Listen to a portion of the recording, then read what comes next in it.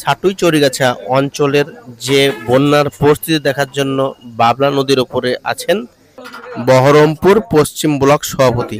তিনি হচ্ছেন মাননীয় আলাউদ্দিন শেখ মহাশয়। একটু বলুন। আমরা আজকে আমাদের বাবলা নদীর উপরে এখানে আমরা আমাদের সামান্য বিডিও সাহেব, সামান্য পঞ্চায়েত সমিতির সভাপতি, আমরা সকলে আজকে এই জায়গাতে এসেছি। তো এখানকার যা পরিস্থিতি দেখলাম, প্রচণ্ড খারাপ পরিস্থিতি।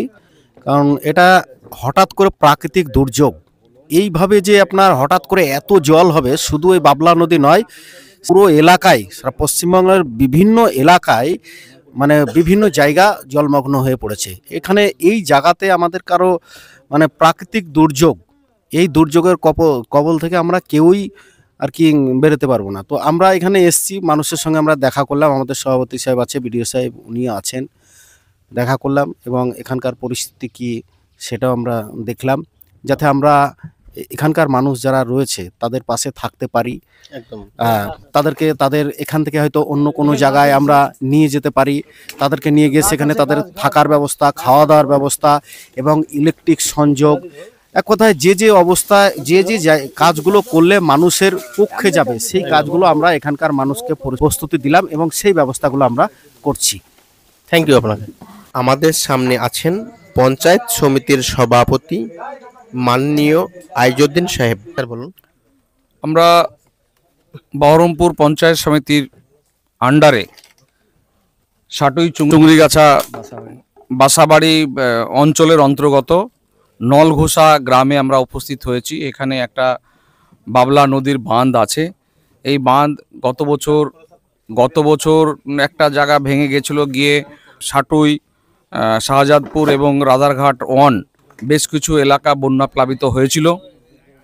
এবারও তিলপাড়া ব্যারেজের যে অস্বাভাবিক জল ছাড়া হয়েছে এবং উপরবৃষ্টি যেভাবে হয়েছে, এবারও আমরা আশঙ্কা করছি যে এই বাবলা নদীর জল হু হু করে বাড়ছে।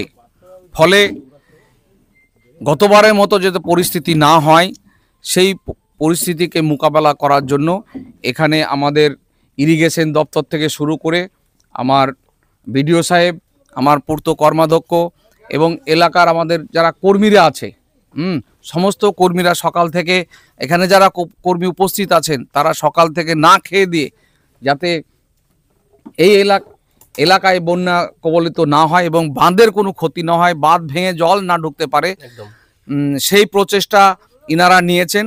আমরাও এলাকা ঘুরে, বাঁধ ঘুরে দেখলাম, আমাদের সঙ্গে যারা ছিল সবাই দেখলেন। পরিস্থিতি কি বুঝলেন স্যার?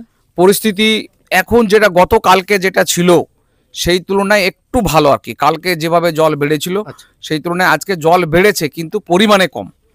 তো যাই হোক, আমরা এটাকে ছোটোভাবে নিচ্ছি না, আমরা চেষ্টা করছি যাতে পরবর্তী ক্ষেত্রে এখানে ভয়ানক কিছু না হোক, সেটা চেষ্টা আমরা করছি। Thank you sir. পাশে তো আমার পাশে আছেন বিডিও সাহেব। স্যার বলুন। আমরা বাবলা নদীর তীরে বাঁধে যে জায়গাটা রয়েছে সেখানে আমরা পরিদর্শনে এসেছি। আমাদের সাথে সভাপতি সাহেব, ইরিগেশন দপ্তরের আধিকারিকরা রয়েছেন। আমরা যেটা দেখে বুঝলাম যে একটা হাই অ্যালার্ট ছিল, কিছু জায়গাতে হাবলের ঘের, হাসনির বিল, নলঘোষা ইত্যাদি। সেই জায়গাগুলো থেকে আমরা নৌকা করে পরিদর্শন করলাম। আমরা দেখলাম বেশ কিছু জায়গাতে জল অনেকটা উঠেছে এবং তিলপাড়া ব্যারেজ এবং অন্যান্য জায়গাতে জলের পরিমাণ একটু বেশি। তো আমরা পরিস্থিতি নজরে রাখছি এবং আমরা সমস্ত যারা কনসার্ন ডিপার্টমেন্ট তাদের সবার সাথে আমরা যোগাযোগ রাখছি, যাতে কোনো রকমের ইভেন্চুয়ালিটিতে আমরা মানুষজনের প্রাণ রক্ষা আগে করতে পারি এবং যাতে কোনো রকমের তাদের প্রাণের ক্ষতি বা তাদের যা সম্পত্তির ক্ষতি যাতে মিনিমাল করা যায়, যাতে কোনোভাবেই কোনো প্রাণ ক্ষতিগ্রস্ত না হয়, কোনো মানুষ ক্ষতিগ্রস্ত না হন, তার জন্য যা করার দরকার আমরা সব করছি। Thank you sir.